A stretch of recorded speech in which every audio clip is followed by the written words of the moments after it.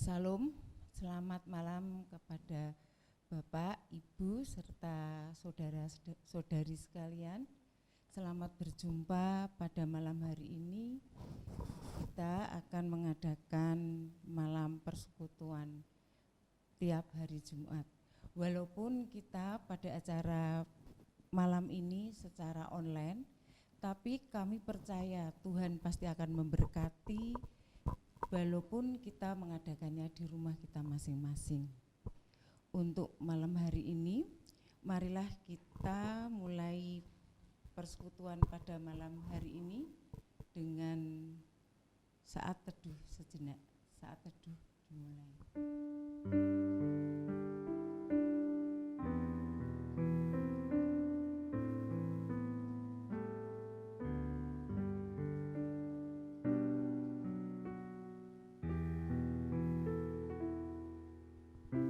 Cukup.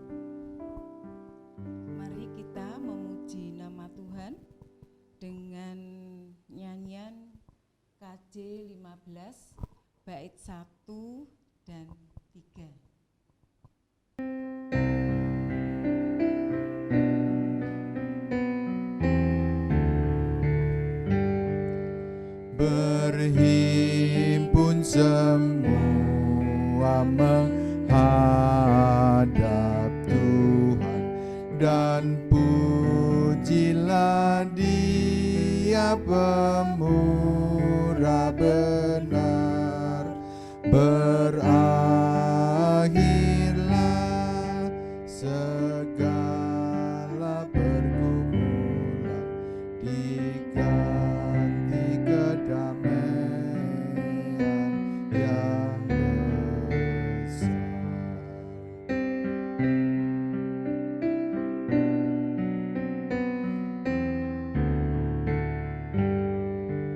Berdoa dan jaga supaya jangan penggoda merugikan jiwamu di dunia. Tegaklah kemenangan dan dasarnya imanmu yang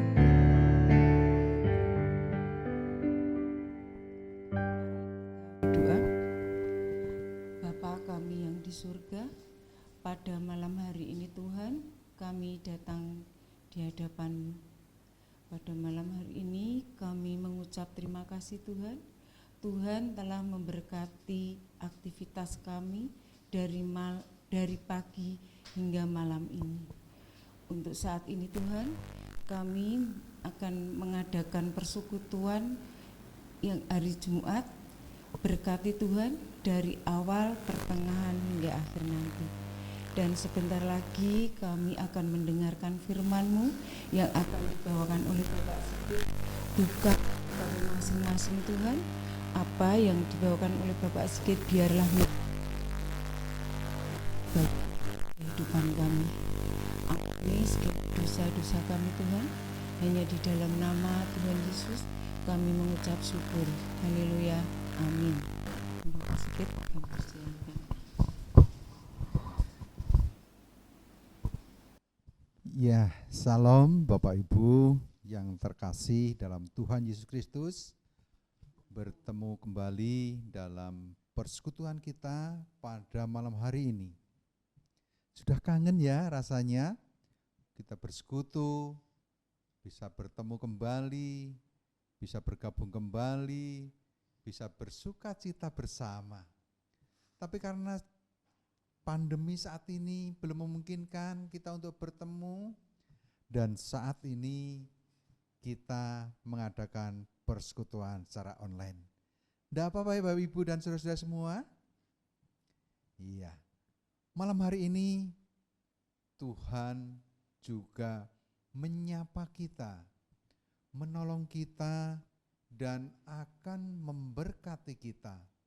Meskipun kita di rumah masing-masing, tapi kita percaya di mana 2-3 orang berkumpul dalam nama Tuhan, Tuhan hadir di situ. Bapak, Ibu, dan saudara-saudara terkasih di dalam nama Tuhan Yesus Kristus, baiklah kita akan merenungkan firman Tuhan yang saya ambil dari Lukas 5 ayat 27 sampai 32. Lukas 5 ayat 27 sampai 32. Dalam perikop ini diberi judul Lewi pemungut cukai mengikut Yesus. Kemudian ketika Yesus pergi keluar, ia melihat seorang pemungut cukai yang bernama Lewi sedang duduk di rumah cukai. Yesus berkata kepadanya, "Ikutlah aku." Maka berdirilah Lewi dan meninggalkan segala sesuatu lalu mengikut dia. Dan Lewi mengadakan suatu perjamuan besar untuk dia di rumahnya, dan sejumlah besar pemungut cukai dan orang-orang lain turut makan bersama-sama dengan dia. Orang-orang Farisi dan ahli-ahli Taurat bersungut-sungut kepada murid Yesus, katanya, "Mengapa kamu makan dan minum bersama-sama dengan pemungut cukai dan orang berdosa?"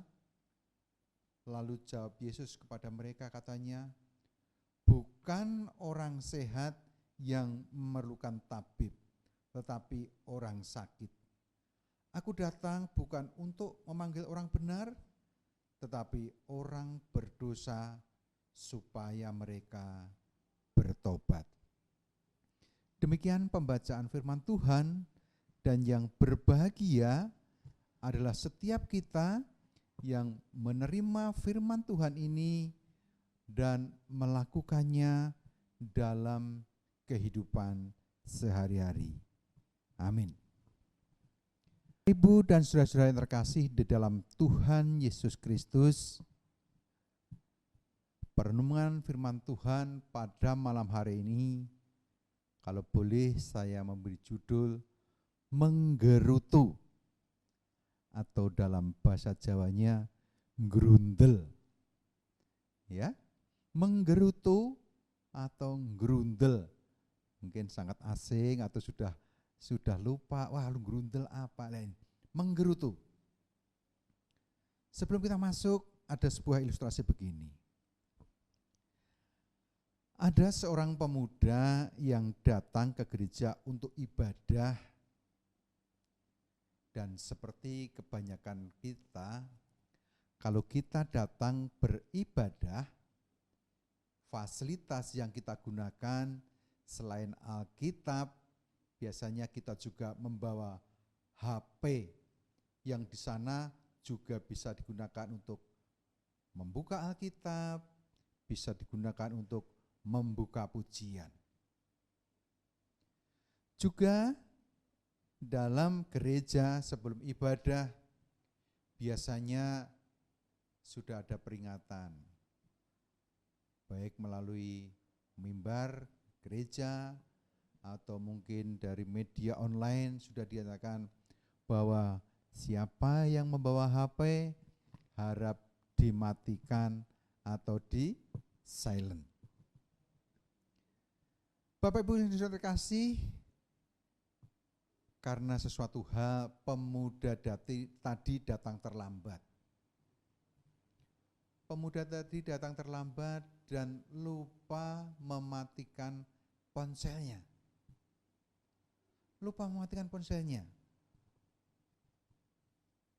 Dan musibah terjadi. Kok musibah kenapa? Pada saat berlangsung khotbah, pada saat berlangsung penyampaian firman Tuhan, HP si pemuda tadi bergering dengan kerasnya. Dengan gugup, dengan cekatan dia mencari sumber HP itu. Dan dia berusaha untuk segera mematikan HP-nya. Dia mencari-cari HP-nya untuk segera cepat mematikannya. Tapi sebelum HP tadi berhasil dimatikan, semua mata tertuju kepadanya. Semuanya menggerutu. Semuanya menggerundel. Menggerundel ya. Semuanya menggerutu. Semuanya memandang dengan sinis. Semuanya memandang kepada pemuda tadi yang berbuat salah karena HP-nya berdering di saat khotbah sedang berlangsung. Dengan perasaan bersalah dan berusaha memohon ampun dengan sikap salam namaste, mereka pemuda tadi berusaha memohon ampun bahwa saya salah. Tapi respon dari jemaat seolah-olah tidak menganggap tidak bisa mentolerir kesalahan pemuda tadi. Bahwa barusan yang sudah terjadi itu merusak suasana ibadah. Bahwa barusan yang terjadi itu adalah merusak kekusukan ibadah. Mereka mengganggu ibadah dan lain-lain yang ditujukan kepada pemuda tadi. Bapak, Ibu, dan saudara-saudara yang terkasih, banyak di antara kita juga sering menggerutu, sering gerundel. Jika kita melihat saudara kita sudah melakukan kesalahan, walaupun sudah bertobat, kita masih memandang sebelah mata. Kita masih memandang sebelah mata pada saudara yang berbuat kesalahan tadi. Lebih-lebih kalau kesalahan itu adalah kesalahan yang melanggar firman Tuhan. Kita masih sering menggerutu. Kita masih sering gerundel. Orang itu loh sudah berbuat dosa. Orang itu loh, dulu itu dia pencuri. Kok gayanya sekarang sok alim. Orang itu loh, dulu itu pemabuk, dia tukang judi. Dan banyak sekali hal-hal negatif yang ditujukan. Walaupun orang itu sekarang sudah sadar, sudah tidak melakukan apa-apa yang jahat, sudah bertobat, bahkan sudah aktif di dalam pelayanan, tetapi kadang sebagian kita masih menempelkan stigma negatif kepada orang tersebut. Jadi seolah-olah tidak ada celah untuk berbuat baik, seolah-olah tidak ada waktu untuk bisa bertobat. Tetapi coba kita lihat dalam bacaan kita tadi. Coba kita kembali ke dalam Lukas 5 tadi.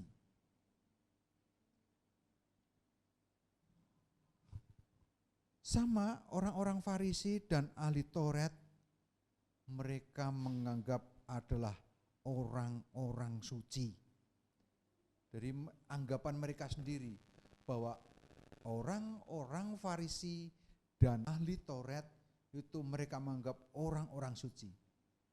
Sehingga mereka menganggap bahwa pemungut cukai itu adalah orang-orang yang berdosa, sehingga mereka tidak mau berhubungan dengan para pemungut cukai. Mereka khawatir jika mereka bergabung dengan pemungut cukai itu, mereka akan kehilangan tanda petik orang suci. Dalam tanda petik orang suci. Jadi mereka takut, wah kalau saya bergaul dengan para pemungut cukai, nanti kesucian saya akan hilang. Jadi mereka tidak mau bergaul. Jadi mereka tidak mau apalagi duduk dan makan bersama.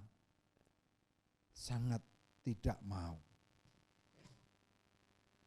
Namun demikian, apa yang dilakukan oleh orang-orang Farisi dan ahli Taurat tersebut oleh Tuhan Yesus malah seakan-akan dicelikkan.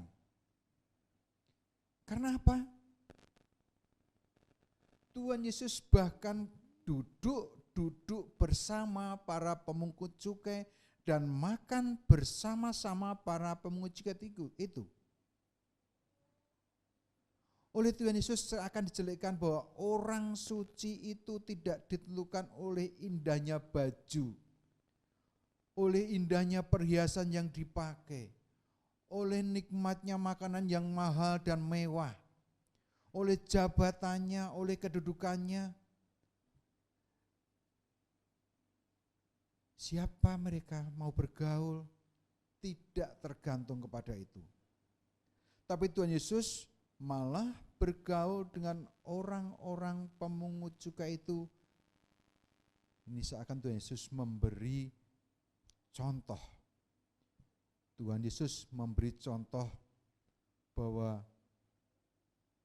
orang suci itu bukan dari apa yang dilihat oleh mata, apa yang dilihat oleh jasmani, tetapi adalah dengan pribadi yang berdosa dan mau bertobat dengan orang-orang yang merasa sudah suci tadi, yang tanda titik tadi, orang-orang Farisi dan ahli Taurat. Bahkan Tuhan Yesus dengan jelas melalui perumpamaan, orang sehat tak butuh dokter, tapi yang sakit baru butuh dokter.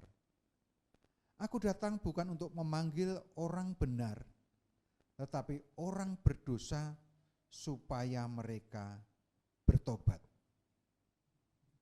Jadi waktu murid-murid itu Tuhan Yesus ditegur oleh orang-orang Farisi, "Loh, itu Tuhanmu kok malah bergaul dengan orang-orang dosa? Kok Tuhanmu malah makan bersama orang-orang dosa?"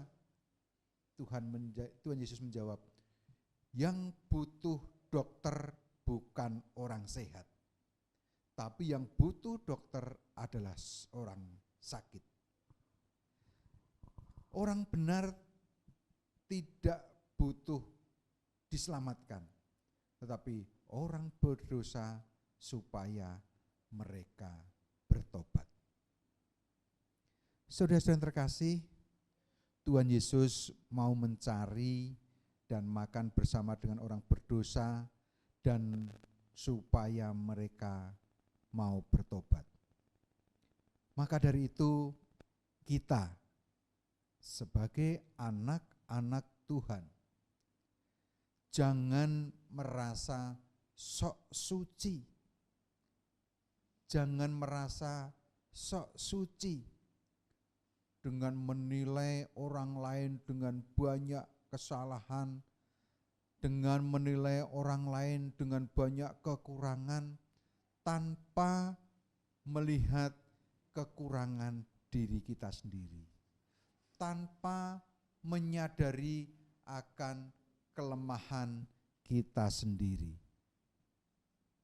Maka dari itu, saudara-saudara yang terkasih, jangan kita sering menggerutu. Jangan sering kita menggerundel dengan menilai orang lain, dengan mencari kesalahan orang lain. Bahwa yang saya lakukan sudah betul, yang orang lakukan itu salah. Bahwa yang saya lakukan itu sudah benar, bahwa yang mereka lakukan itu tidak benar. Jangan seperti itu. Jangan kita menggerutu.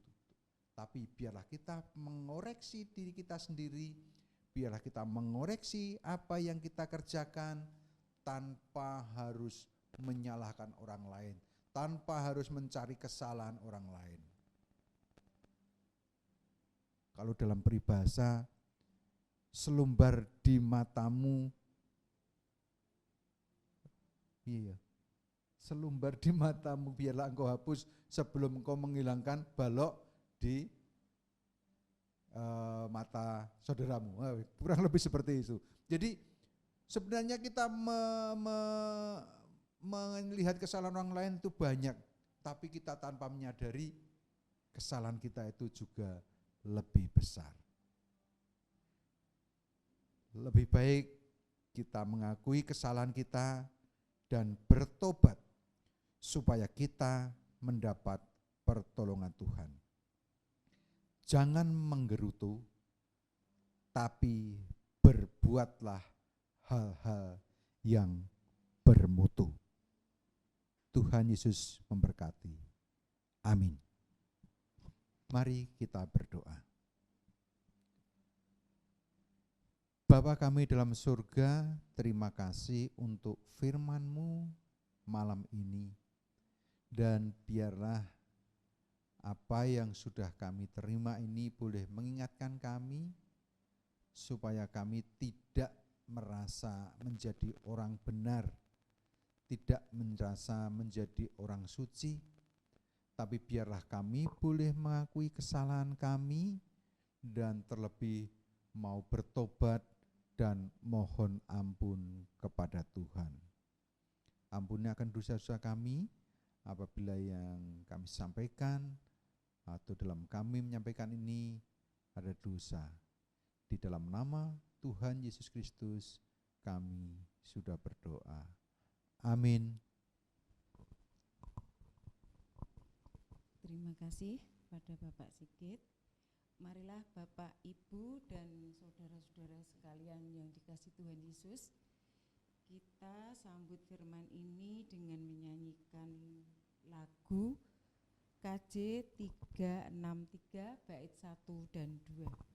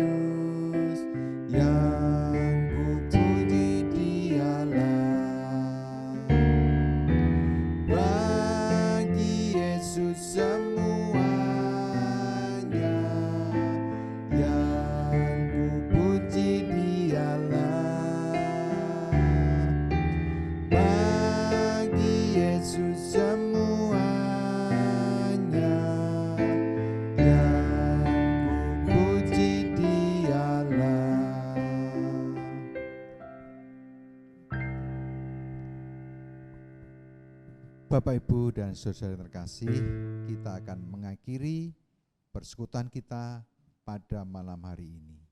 Mari kita berdoa. Puji dan syukur kami naikkan kepadamu ya Tuhan, atas kasih dan pertolongan-Mu kami sudah bisa melakukan persekutuan pada malam hari ini. Terima kasih untuk taburan firman-Mu, dan biarlah itu boleh kami lakukan dalam kehidupan kami sehari-hari. Selanjutnya Tuhan, kami akan mengakhiri persekutuan kami pada malam ini. kami akan melanjutkan aktivitas kami selanjutnya, berserah hanya ke dalam tangan kuasa-Mu. Di dalam nama Tuhan Yesus Kristus kami sudah berdoa. Amin. Bapak, Ibu, dan saudara-saudara sekalian, demikianlah acara persekutuan pada malam hari ini sudah berakhir. Bila ada kata-kata dan ucapan kami yang tidak berkenan di hati Bapak-bapak, Ibu-ibu, atau saudara-saudara sekalian, kami mohon maaf.